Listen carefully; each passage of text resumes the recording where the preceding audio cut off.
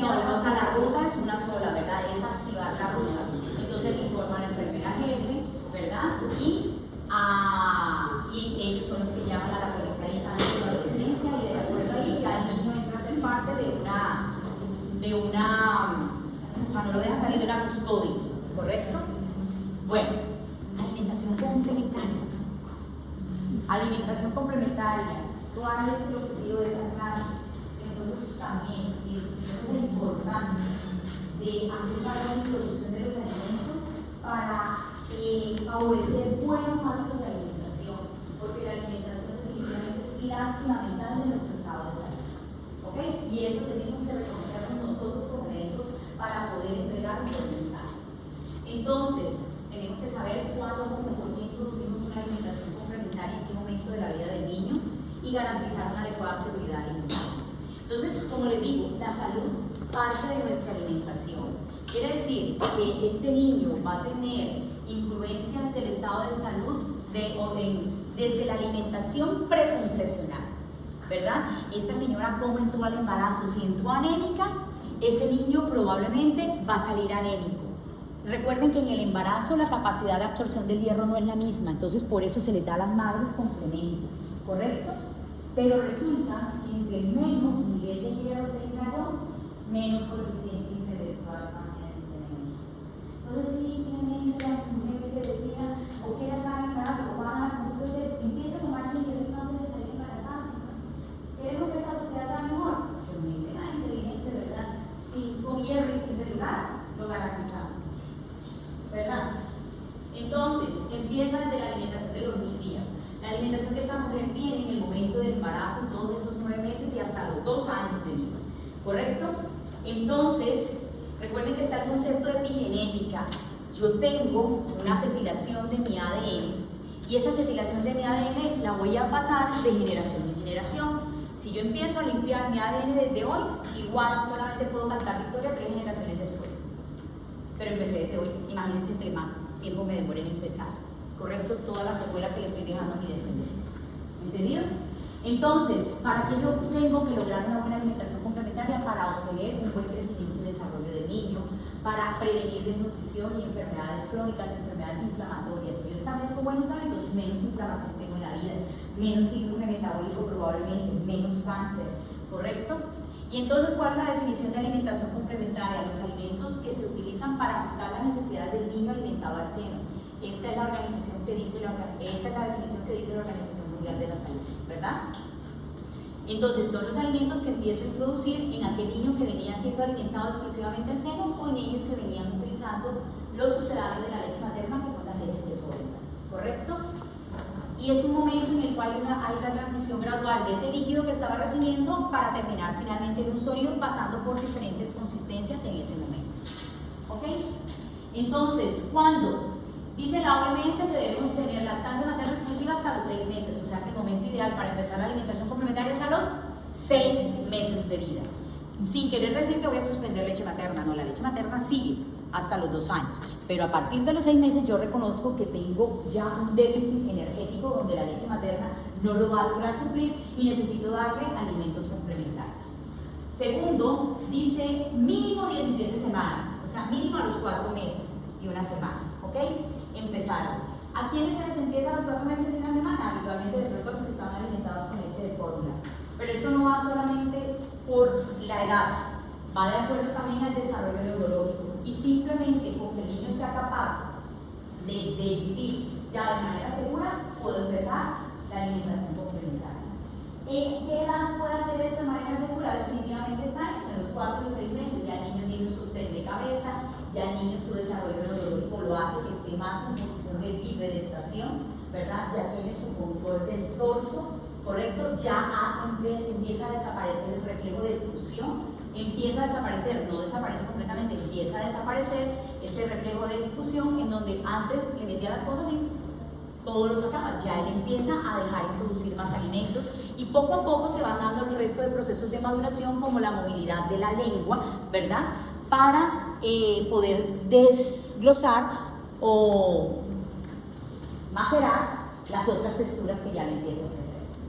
Segundo, a esa edad ya tenemos una maduración gastrointestinal, Entonces mi sistema neurológico me da permiso, que es el que más manda la parada. Tengo la edad, tengo un sistema neurológico que me lo permite, el niño ya deglute bien, ya puedo empezar, ¿verdad? Con ciertas recomendaciones. Y ojalá no pasarse de las 26 semanas. Tenemos una brecha en donde hay una tolerancia digestiva. Entonces, de los 4 a los 7 meses, el intestino acepta de una manera agradable ciertos antígenos, pudiendo regular la respuesta inmunológica con relación al equilibrio de los TH1, TH2, y hace que este individuo tenga menos posibilidad de hacer alergia a esos alimentos. Este concepto ya se viene manejando desde hace más de 10 años, quiere decir que a los 6 meses debo colocar esos alimentos que antes no se colocaban, como los cítricos, como el huevo, ¿verdad? Como el pescado, porque existía el temor de que le produjese alergias. Ya no, ya vamos a introducirlo precisamente en este momento de tolerancia oral, ¿correcto? Entonces, lo que les venía hablando, ya hay una maduración gastrointestinal, ya el riñón tolera un poco más los frutos, pero no tienen permiso a consumir sal, ¿correcto? Sino hasta después del año. Y definitivamente reconozco que hay un déficit de nutrientes. Si yo se lo empiezo antes, entonces esa tolerancia no estaba, el niño puede empezar a presentar alergias a largo plazo, hay una teoría de acuerdo al aporte proteico que yo doy que puede afectar como tal la masa renal y llevarlo a largo plazo a tener hipertensión, ¿verdad? A corto plazo, si le doy alimentos antes de eso, desplazo la leche materna, si desplazo la leche materna, desplazo la transferencia de inmunoglobulina A que le estaba dando la leche materna, desplazo, tiene riesgo de que le den la comida en utensilios no higiénicamente preparados. Mejor dicho, empieza entonces el niño a tener déficit nutricional que lo lleva a tener una alteración del estado inmunológico y mayor presentación de diarreas, gastroenteritis, desnutrición secundaria a eso. Y si me demoro mucho, porque hay mamás que son miedosas, ay, que a mí me da miedo que el niño se me acuerde que yo no le he dado, doctor. No, señora, tiene que perder ese miedo, ¿verdad? ¿Por qué? Porque si yo sigo con ese miedo, el niño le estoy retrasando su desarrollo maxilofacial, orofacial, y resulta que esto lo necesito para que desarrolle bien todo este macizo, el niño hable bien, tenga menos problemas de fonación y desarrolle la estructura ósea que tengo acá para que cuando esté mayor no tenga apneas tampoco o ronquidos. Así que si ustedes roncan fue porque le dieron la alimentación después o porque tienen alguna solución por ahí. Entonces, ¿por qué? Ya dije, hay un déficit, ya la leche materna ya viene acá, ¡pum! Ya acá, mira, ven. Déficit, falencia energética, ya el niño se mueve más, el niño está en más crecimiento, los órganos van exigiéndole más, ya la leche materna se queda corta, tengo que empezar a dar comida, ¿correcto? Entonces, cuando yo le doy comida, colaboro con el desarrollo gastrointestinal, tengo los sabores presentes, ¿verdad? Para aceptación en la lengua del niño, los diferentes sabores, los 5 sabores, y por eso tengo que involucrar desde que empiezo los diferentes tipos de comidas, ¿correcto? Los diferentes tipos de sabores. Y entonces los diferentes tipos de comida van a dar en el niño una aceptación de los sabores y una aceptación de las texturas. Y resulta que en los sabores, por ejemplo, casi siempre le hacen el feo a las verduras. Si la mamá no venía acostumbrada a comer verduras porque se transfieren ciertos sabores también por la leche materna, si no venía acostumbrada, las verduras son un poquito amargas, entonces la aceptación de pronto es la respuesta es al rechazo. Yo tengo que utilizar este momento para que el niño lo acepte porque ya él no conocía nada, ¿verdad? Entonces voy a aprovecharlo y si no lo aprovecho acá va a ser más difícil acostumbrarlo después. Entonces los niños también aprenden de acuerdo al ejemplo. Así que familia que come diferentes texturas, diferentes alimentos, crece bien. Me la acabé de intentar. Completa, equilibrada, suficiente y adecuada. Tiene que tener todos los micronutrientes, carbohidratos, proteínas, grasas. Ay, que no le voy a dar carbohidratos, ay, no le voy a dar al niño cereal, porque nada, yo no le voy a dar carne porque yo soy vegetariana, que no me gusta eso. A veces son sin fundamento que hacen unas dietas, ¿verdad? No le voy a dar lactosa porque yo soy intolerante, el niño también es intolerante, pero resulta que la misma no tiene lactosa. O sea, entonces hay que revisar lo que la gente piensa, respetar la cultura, porque también hay que respetar la cultura, ¿verdad? Por ejemplo, en la parte, si un niño vive a orilla de un río, pues le van a dar pescado más temprano, o su pescado lo va a tener o sí a la semana. Diferente a un niño que vive a nivel plano, ¿verdad? De pronto sí consume pescadito, pero no es tan probable que lo consuma con la misma frecuencia. Entonces debe ser completa, equilibrada, suficiente, adecuada, suficiente en las porciones del niño. La carnecita, el tamaño de la manito del niño es la mínima porción de carne, ¿verdad? Para que él coma cuando ya él tuvo una aceptación completa, porque al principio empieza solo con una cucharada. El primer día se come una cucharadita, el segundo día ya come 2 cucharaditas. El tercer día ya come 3 cucharaditas. El cuarto día ya come 2 veces 3 cucharaditas. Y el quinto día así. Y en una semana debo introducir 2 alimentos, ¿correcto? Pero empezar uno por uno. Entonces empecé dándole huevito, tanto la clara como la yema de un huevo bien cocido para disminuir la posibilidad de transmisión de infecciones como salmonella, ¿ok? Entonces bien cocido le di su huevito, clara y yema. Se lo di lunes, martes, miércoles. El jueves sigo con el huevito, pero entonces digo, ay, voy a preparar una cremita de brócoli. Entonces en otro momento del día le doy la cremita de brócoli. ¿Qué hice yo con el huevo los 3 primeros días? Mirar a ver si había desencadenado si alguna alergia, alguna diarrea, se puso con gasecitos o no, ¿verdad? Y ya cuando le coloco en otro momento del día la crema de brócoli, también voy aumentando la cantidad de acuerdo a la aceptación que tenga el niño, obedeciendo a la saciedad y al hambre que tenga.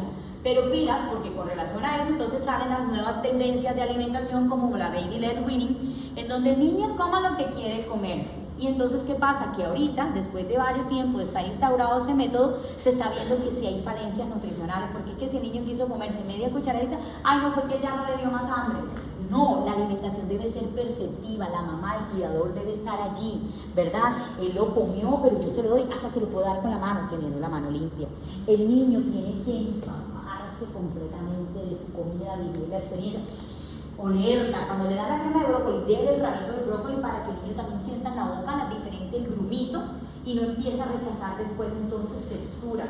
Pero el rabito de brócoli grande, porque cositas pequeñas se pueden atragantar, entonces todo con su debida precaución. Incluyendo todos los grupos de alimentos en esos pacientes que las mamás dicen que son veganas, entonces ay, hay que mirarse al niño, hay que suplirlo con vitamina B12, con hierro, con vitamina D, ¿correcto? Por mamás, y siempre mandarlos a la consulta del pediatra y del nutricionista, porque ese niño puede tener falencias y cuando tiene déficit de vitamina D, recuerden que el sistema nervioso de vitamina B12, recuerden que el sistema nervioso es más útil, ¿verdad? Entonces, el niño va a tener consecuencias hasta neurológicas por dietas mal llevadas. La cantidad de la proporción de los alimentos, como siempre mayor porcentaje de carbohidratos, de grasas y de proteínas. Cada uno me aporta unas kilocalorías y esas kilocalorías pues son el soporte energético que necesita mi cuerpo para su completa formación y desarrollo. Lactancia, continuada alimentación perceptiva, aumento progresivo, la consistencia, empiezan con purés, con papillas, no se aceptan sopas y si voy a hacer una sopa debe tener las 3/4 partes de sólido. O sea, yo le digo, señora, si le va a hacer la sopa que se le pare la cuchara. No, si tiene que tener las 3/4 partes del sólido, la señora no se acuerda los fraccionarios cómo son. Entonces yo tengo que ser claro en mi lenguaje. Yo le digo que se le pare la cuchara si usted le va a dar. Pero en general, preferiblemente no a la cultura de la sopa, no a la cultura de los jugos. Un zumo o la fruta macerada. Y cada vez la dejan menos macerada para que el niño siga haciendo su labor de masticación. Cuando el niño está enfermito, entenderlo, pero sí les sigo ofreciendo su alimentación. Tercero, entonces saber cuánto me aporta de calorías los carbohidratos. Entender que todo lo necesito, como les digo, la lactosa la necesito, entonces si se la voy a suspender a mí es porque tiene un diagnóstico real, no es porque me pareció, ¿ok? Siempre los cereales fortificados, ¿verdad? Vienen fortificados con hierro, porque recuerden que el hierro y el zinc son de los principales oligoelementos que tienden a faltar en los niños, y como les digo, si yo tengo falencia de hierro también puedo tener alteración neurológica. Darle carne, ay, ¿qué se la chupa ya? Se la chupa sirve como un rascaencías. Aún sin dientes el niño tiene que comer, no es que no le salen los dientes, no puede masticar, no, aún sin dientes hay unos niños que se demoran en tener su erupción dentaria, entonces no hay por qué retrasar por eso la alimentación. Entonces yo tengo que garantizar que la carne se la coma, entonces primero molida, ya después, ya bien blandita, en tiritas, pero siempre atendiendo al desarrollo del niño. Las grasas, yo le puedo utilizar aceite de oliva, yo puedo utilizarlo, ¿verdad? Tengo que estar pendiente de ese aporte de grasas porque recuerden que me proveen los ácidos y los que me ayudan para el desarrollo visual, para el desarrollo neurológico, que son los LCQFA, pero igual equilibrados también. No darle tantas, por ejemplo, a los niños pequeños, mantequillas y esas cosas, recuerden que son ricos en grasas trans. Eso no debe estar en nuestra alimentación y si está, debe estar menor de un 10% del aporte, ¿correcto? Y las proteínas, ay, miren esa hamburguesa tan rica, ¿verdad? Entonces, buena presentación.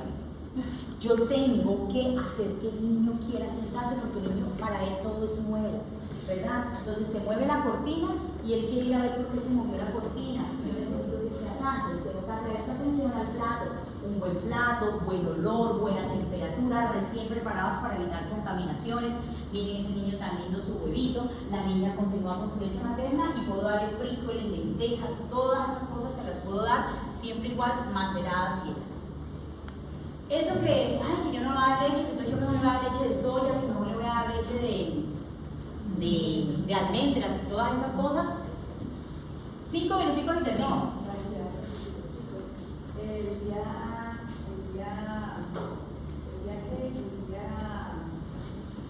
11 de septiembre tenemos taller de vacunas. Ese día vamos a hacer la clase de lactancia.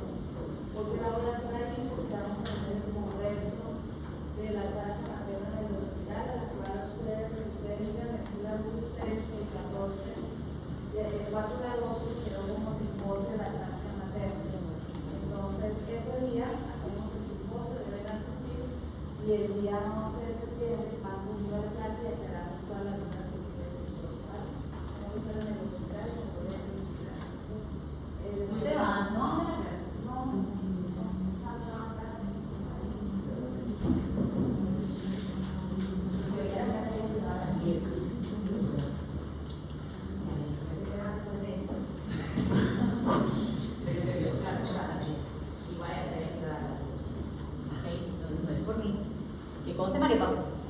María Pablo va a leer, que como están las dos casi iguales. Ahí dice el programa de 7 a 8, presentación del programa 8 a 9, Bayona, 9 a 10, Leonor, 10 a 11, Olga, y 11 a 12, ¿sí? De 7 a 8, son 9 a 10, o sea, mi clase de profesor de historia física termina a las 10 de la mañana. Así que todavía ahora muy lentamente. Bueno, entonces estas tablas yo sé que no las van a ver ustedes, ¿verdad? Pero ustedes las van a tener en la presentación, donde básicamente nos hablan de acuerdo a los grupos de edad y los grupos de alimentos, las porciones de alimentos que van a recibir. Pero en teoría, como les digo, empiezan con la aceptación de una cucharadita y de 2 a 3 cucharaditas es que van a manejar siempre la cantidad de alimento, porque a veces la mamá dice, es que yo creo que no está comiendo.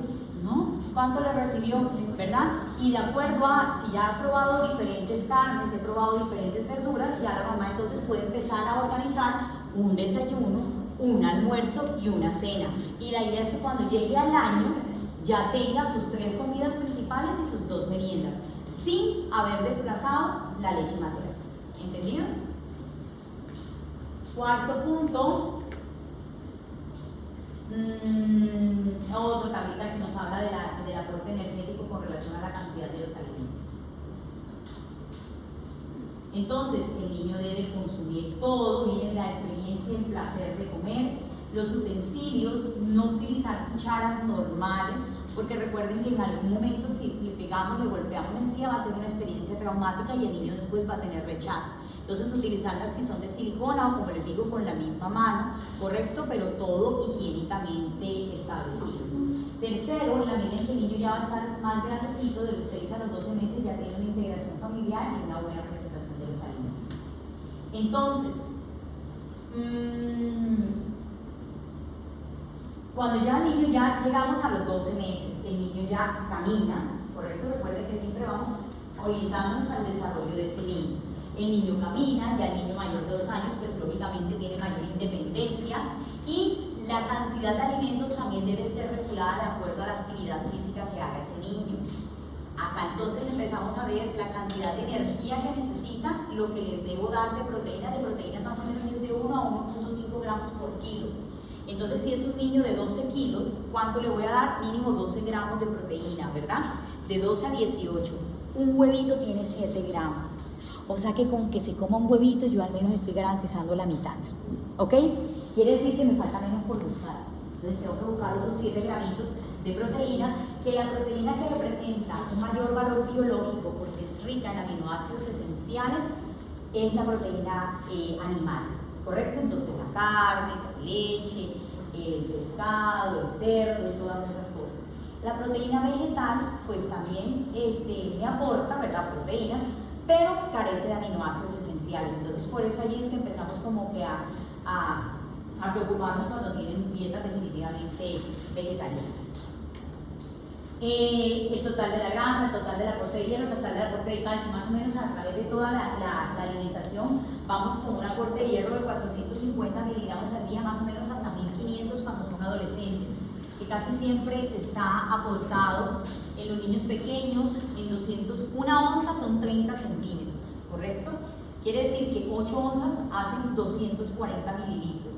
Casi siempre los niños cuando llegan a los 6 meses de vida, los que venían tomando leche de fórmula, se frenan casi siempre en el aporte de teteros de 8 onzas, ¿correcto? Y para un total de 25 onzas al día, casi siempre no pasan de ello, ¿ok? Estamos desestimulando la cultura del tetero. Entonces, de hecho, a los niños pequeños ya se les insiste a las mamás en que mejor le den por copita, los chupos todos son tóxicos, ¿verdad? Y segundo, pues lógicamente cuando ya están más grandes, estaban con su tetero, ir quitándolo e ir pasándolo al consumo en taza. Entonces los niños, más o menos de los 9 a los 12, ellos puedan cagar en su taza, pero no tienen la coordinación de coger la taza para acá, más o menos sin que derramen, ¿verdad? Esa meta más o menos se va consiguiendo de los 15 a los 18 meses. Pero sí hacerle yo le acerco la tacita y que él vaya consumiendo de la taza. Entonces los utensilios son importantes, la taza con la alimentación. Vamos llegando entonces en donde los niños ya tienen un mayor desprendimiento, ya ellos están pendientes de ver la hormiguita que corrió, todo que el perrito hizo por allá así, todas esas cosas. Quiere decir que empiezan a disminuir un poco el hambre, el apetito, ¿ok? Y eso es algo normal. De hecho, los niños el primer año crecen muchísimo, 25 centímetros de talla, y casi siempre tienen 7 kilos de peso más con los que nacieron. Ya a partir del año solamente son 2 kilos anuales, ¿ok? Y en promedio 5 o 6 centímetros de talla. Bueno, del año a los 2 años son 12 y a partir de ahí son 5 o 6 centímetros. Entonces ya es diferente, el niño ya tiene otros intereses. Quiere decir que yo debo aprovechar el momento en el que se sentó para que esa comida tenga una densidad energética adecuada. Y eso lo consigo entonces con una alimentación densa, ¿verdad? No sopas, no caldos, sino su seco completo. Con relación al agua, ellos también pueden consumir agua, y cuando empiezan a consumir fibra, que son frutas y verduras, algunos pueden empezar a experimentar estreñimiento. Esa cantidad de agua la voy a manejar de acuerdo a la edad y de acuerdo al niño.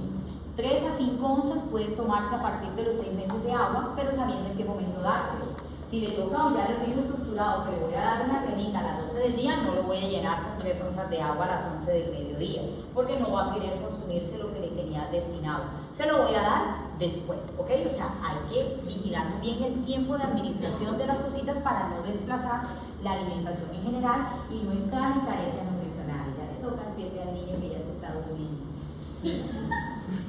Entonces tienen un interés variable, ya ellos aprendieron, ay, que al niño nunca le gustaban las verduras. ¿Cuántas veces usted le dio la habichuela? Ay, doctor, se le dio 2 veces, pero eso me hacía unas caras. No, hasta 15 veces tengo que darle, de 10 a 15 veces el alimento para decir que realmente no le gustó. Y yo eso tuve que haberlo hecho en los 2 primeros años. Si no lo hice ahí, es muy difícil que vaya a aceptar el alimento después. Si yo en esos 2 primeros años le di alimentos dulces, él va a preferir el dulce. Pero si yo por el contrario no le di dulces, el niño probablemente no le va a gustar el dulce a través de toda su vida, y eso es una ganancia, ¿ok? Entonces fíjense la importancia, azúcares después de los 2 años ojalá nunca, ¿ok? Entonces ya ellos a partir de los 2 años, de pronto ahí sí, ay, le voy a hacer, a él le gusta más el huevito cuando se lo hago con queso revuelto, ay, le voy a hacer eso, pero no quiere decir que no le voy a dar el huevo de otras presentaciones, se lo voy a dar, pero voy a consentirlo, ¿verdad? Eso también es amor, pero el niño no es el eje de una familia. En la mitad siempre está papá y mamá, ojalá. Los niños deben acostumbrarse a las normas familiares.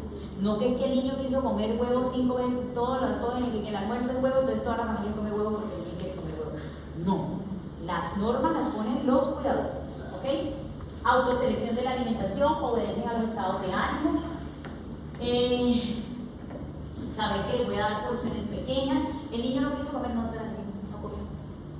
Bueno, mi amor, te quedas igual aquí sentado, nos acompañas a comer 15 a 20 minutos en la mesa, que él aprenda cuál es la dinámica familiar en la mesa, 0 celulares, 0 televisores, ¿verdad? Yo como y ese día no quiso comer, bueno, se levantó, ya recogí el plato. No es que el niño va a estar, corre y venga y se otra vez corre y otra vez dice, no, mi amor, te levantaste y ya no hay comida. ¡Ah! No, ya te toca esperar a la hora de la próxima comida a la que te tengo acostumbrado. no quiso almorzar, no es que ay, le voy a dar una pony que es una maltica con un chocosete de eso a él le gusta, ¿verdad? No, a él le gusta, pero ¿quién es el adulto consciente? ¿Ok?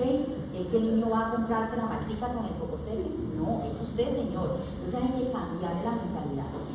A la gente no le ha servido que le pongan en rojo, en verde, en fosforescente, en rombos, en letra mayúscula lo de los paquetes. Lo siguen comprando porque todavía parece mentira, pero no tienen una conciencia de un buen alimento y un mal alimento. Que lea la etiqueta, mismo la ley, ¿verdad? Entonces uno tiene que trabajar todos los días en eso para saber qué merienda le van a mandar a los niños. Entonces, otra tablita de lo mismo, de los 6 a los 12 años ellos ya se van para el colegio, entonces también hay que hacerlos partícipes del proceso de la merienda, cómo es que van a comer, ¿correcto? Que si quieren llevar, preferiblemente que lleven frutas y un termo con agua, ¿ok?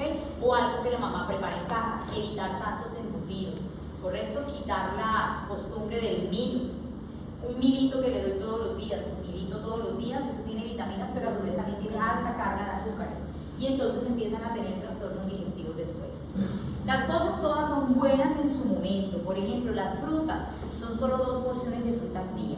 Hay niños que la fruta también les produce mucha flatulencia. Entonces hay que ver, ya ese niño barrigón a la consulta y dice, ¿por qué está tan barrigón ese muchacho? Le percute con timpanismo y es que consume mucha agua de panela. Ay, toman 2 días 3 teteros de agua de panela. No, entonces quitemos jugos, quitemos agua de panela y esas cosas. Y ocasionalmente vainilla, pero no que sea consciente de todo lo que es un niño que ya probablemente tiene trastornos de la glucosa intestinal y de la conversión de las disacaridases, ¿ok? No acostumbrarlos a omitir el desayuno, es que viene la ruta y lo recoge a las 4 de la mañana y el colegio llega al colegio a las 6 y allá desayuna a las 9. Metan en un colegio donde no les quede tan lejos, ¿verdad? El desayuno es la principal comida, acostumbrarlos a cenar temprano, tener siempre horarios de alimentación, asegurar una buena masticación, ¿correcto? Todo eso nos favorece los procesos digestivos, evitamos reflujos, ¿verdad? Y la alimentación, recuerden que también es base para disminuir, por ejemplo, un niño mágico, un niño rilítico, no solamente le controla el ambiente que llega acá, controla lo que llega acá para favorecer una flora del intestino saludable, ¿ok? Otra tablita. Y la conclusión siempre debe ser adecuada en nutrientes sin fibra. La fibra son 5 gramos de proteína más la edad del niño. Tiene 5 años, entonces le toca ¿cuánto de fibra? 10 de fibra, ¿verdad? Y más o menos una porción de fruta son 3 gramos de fibra. O sea que con 2 porciones de fruta y una de verdura estoy garantizando que consuma la fibra. Recuerden que la fibra va acompañada también del agua. Si yo le doy un montón de fruta y de verduras, si no le doy el equilibrio con el agua, que más o menos es 1 litro de agua en promedio, de litro a litro y medio, el niño probablemente va a estar con estreñimiento. Y el estreñimiento lo va a llevar a su vez a otras enfermedades. Entonces siempre garantizar las funciones digestivas, ¿correcto? El plato de la comida saludable, ¿verdad? Y lo que les decía, si yo estoy en Santander y me le dan un mute, pues déle mute al muchachito para que se lo consuma. ¿Ok? Preguntas, quejas, reclamos.